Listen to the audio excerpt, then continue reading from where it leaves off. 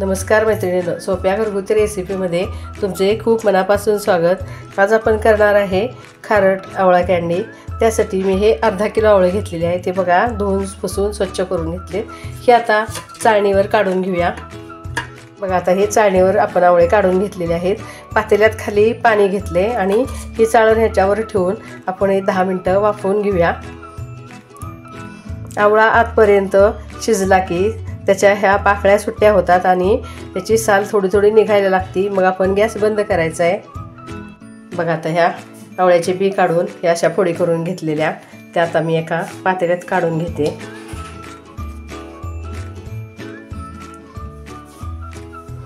आता ह्यामध्ये टाकणार आहे आपण 1 वाटी साखर,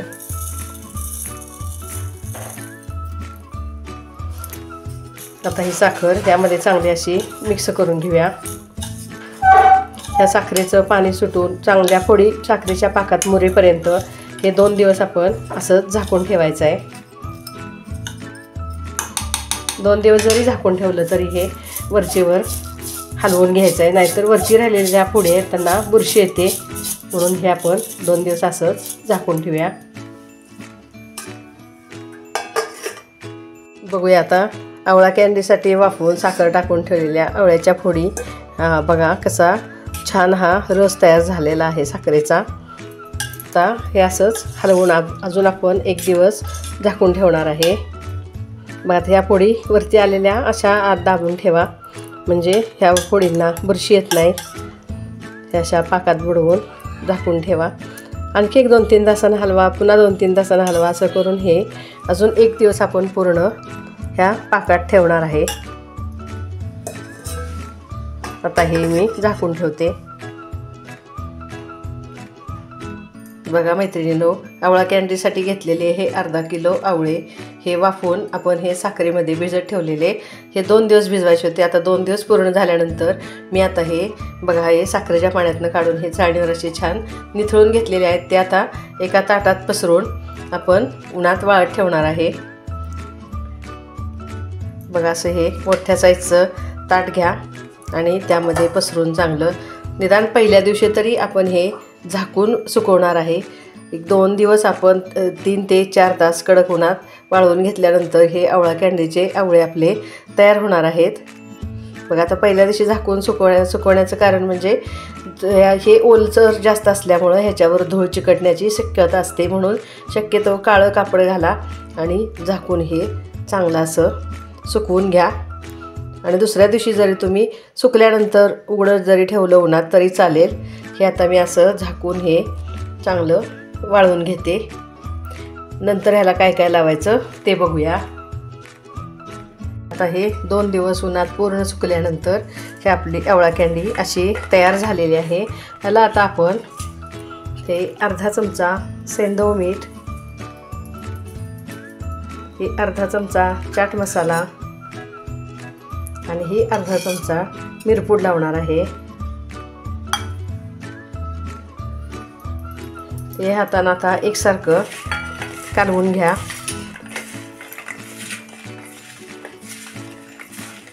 बघा एकसारखं ह्या आवळ्याला आपण हे सगळं लावून घेतल्यानंतर हे बरणीत भरून ठेवायचं आहे। आपण वर्षभर टिकणारी ही डायबेटिक लोकांची आवळा कँडी आपली तयार झालेली आहे।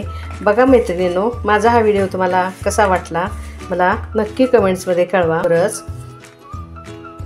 गोड आवळा कँडी पण तयार केलेली आहे, ती पण आता बघूया।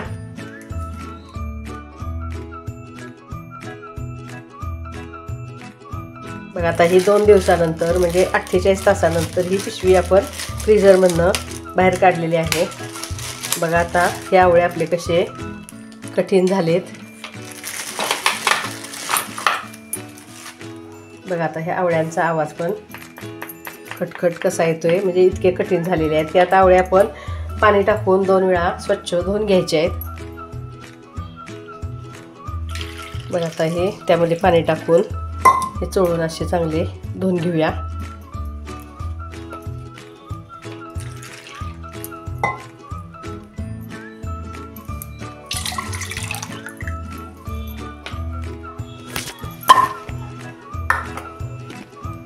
आता ह्या आवळे आपण पाण्यातलं 2 वेळा धुवून घेतल्यानंतर ह्या पातेल्यात टाकून घेतलेले आहेत, कारण आपल्याला हे आता भिजत ठेवायचे आहेत.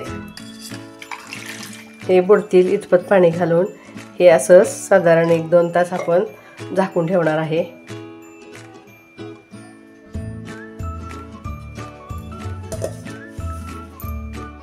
बघा आता हे फ्रीजरमधनं काढून हे भिजत ठेवलेले आवळे आपले पूर्ण आता भिजलेले आहेत. आता हे असे जरा पाण्यातनं काढून चांगले कोरडे करून घेऊया.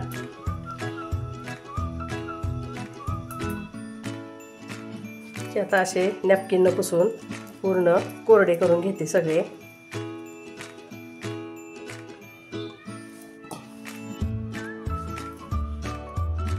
बघा आता हे असे पुसून कोरडे केल्यानंतर हे हाताने दाबून आपण यातले बी काढून घ्यायचे आहेत.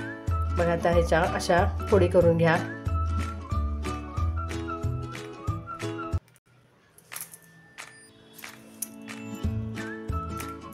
आता असे आपण काढून घेऊया फोडी करून सगळ्या. त्यातले बी काढून टाकायचे आहेत. दाबून जर नाही फुटले तर हे आपण असे सुरीनं फोडून घ्यायचे आहेत. ह्याचे सगळे असे बी काढून घ्यायचे.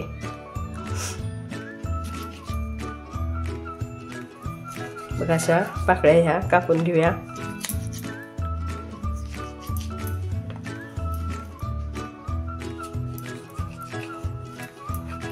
बघा कसे छान वाफवल्यासारखे मऊ झालेले आहेत आवळे आपले.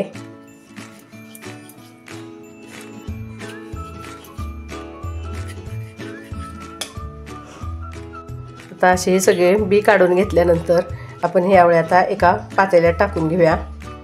ते आता आवळ्याच्या फोडी आपण पातेल्यात काढून घेतल्यानंतर हे आपण आवळे 1/2 किलो घेतलेले आहेत. त्याला साधारण आपण ही 125 ग्रॅम म्हणजे आवळ्याच्या निम्मी साखर वापरणार आहे. ही साखर आता आवळ्यात टाकून घेतल्यानंतर ते असं एकसारखं हलवून घ्या.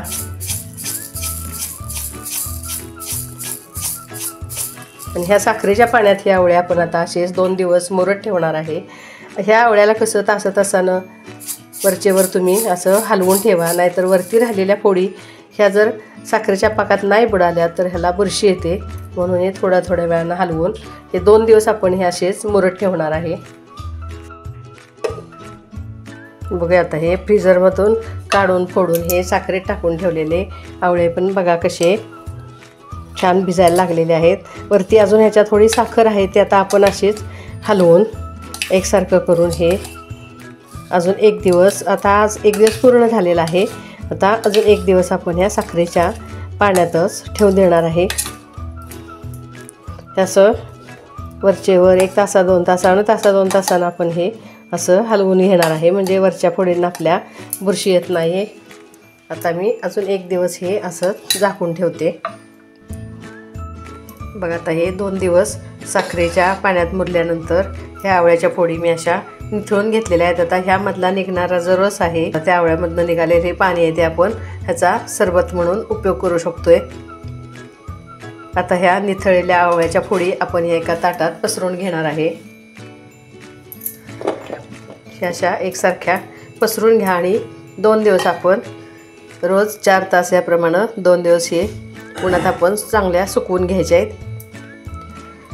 पहिल्या दिवशी कसं ह्या फोडी जास्त ओलसर असतात, त्यामुळं शक्यतो ह्या झाकूनच आपण सुकवायच्या आहेत. आणि दुसऱ्या दिवशी सुकल्यानंतर त्याच्यावर धूळ चिकटत नाही, म्हणून ह्या जरी उघड्या 1-3-4 तास सुकवल्या तरी चालतील.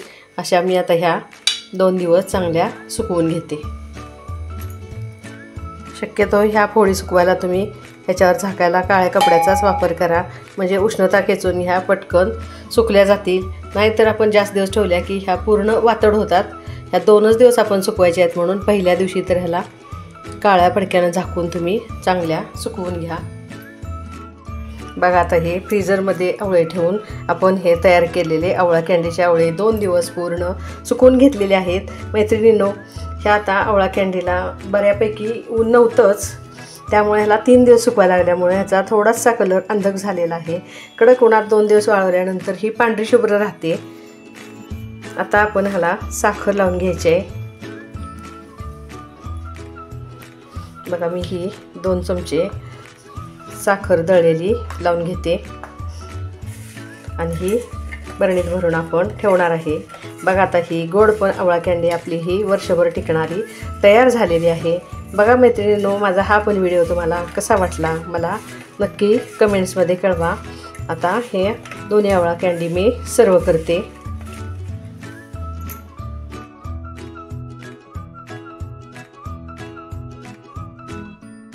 बघा, न वाफवता केलेला हा आवळा कँडीचा वेगळा प्रकार तुम्ही नक्की करून बघा आणि ही डायबेटिक लोकांची आवळा कँडी पण तुम्ही जरूर करा। बघा माझे दोन्ही व्हिडिओ तुम्हाला कसे वाटले।